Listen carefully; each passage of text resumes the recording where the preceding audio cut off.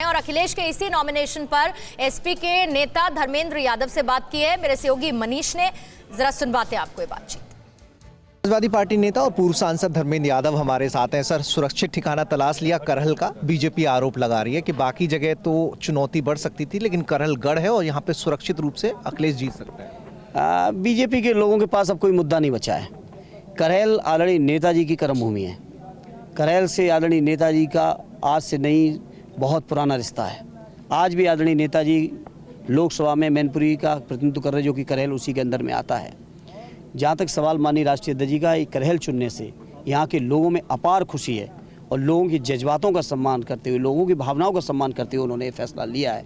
और इस फैसले से मैं समझता हूँ इस पूरे आसपास के इलाके में ऐतिहासिक जीत होगी समाजवादी पार्टी की और माननीय राष्ट्रीय अध्यक्ष जी तो इतिहास रचेंगे ही। अच्छा, पश्चिमी उत्तर प्रदेश खासतौर पर जो पहले 2017 में कमजोर रहा था समाजवादी पार्टी के लिए, तो क्या इस सीट के जरिए वहाँ पर भी मैसेज देने की कोशिश? देखिए, स्वाभाविक है, जहाँ पार्टी के लीडर लड़ते हैं उसका मैसेज जाएगा ही। जहाँ माननीय अखिलेश यादव जी के नाम पे लोग चुनाव जीत रहे हों, वहाँ जब वो खुद लड़ रहे हैं तो उसका असर जाना ही जाना है। और समाजवादी पार्टी, मैं समझता हूँ, सहारनपुर से लेके आप चले जाइए कुशीनगर तक या बलिया तक, एक तरफा जीत के आ रही है। अच्छा, बीजेपी चाहती है करहल की राह में रोड़े आए, तो अपर्णा यादव जो कि आपके परिवार की हैं, चर्चा है कि उन्हें उम्मीदवार बनाया जा सकता है। अपर्णा जी ने कहा भी है कल कि संगठन जहां तय करेगा वो वहां से चुनाव लड़ेंगी।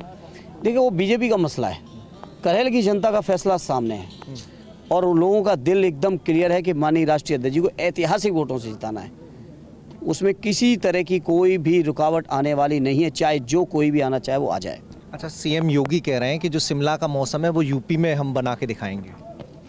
अब योगी जी तो जो 2017 का उनका संकल्प पत्र और घोषणा पत्र दिखाइए और लाइनें पढ़ाइए और बात पूछिए कि 5 साल की इतने ऐतिहासिक बहुमत के बावजूद क्या कर पाए हैं।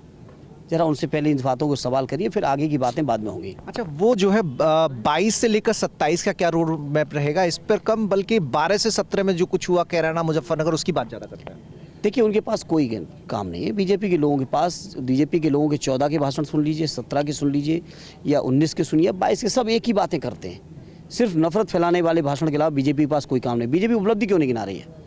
समाजवादी पार्टी अपनी 12 से 17 की उपलब्धियां गिना रही है और 22 से 27 की भी बहुत सारी रूपरेखाएं समाजवादी पार्टी ने जनता के सामने रख दी हैं। जब मौका मिलेगा तो मुफ्त में बिजली होगी, मुफ्त में सिंचाई होगी, हमारे कर्मचारियों को पेंशन होगी, हमारे गरीबों को मुफ्त भोजन होगा। ये नवंबर और मार्च और महीना और चुनाव के हिसाब से नहीं होगा। लगातार जब तक माननीय अखिलेश जी के हाथ में ताकत रहेगी तब तक मुफ्त भोजन दिलाने का काम भी समाजवादी पार्टी करेगी। बीजेपी जो बात कर रही है, हिंदुत्व की बात करती है, क्या जनता के बीच पहुंच रही है? पश्चिम में क्या टोह ले पा रहे हैं? देखिए, इन बातों में न जाइए। चुनाव आज जनता की समस्याओं को लेकर है। समाधान क्या किया है, इस बात के सवाल बीजेपी के सामने हैं, उसका जवाब देना।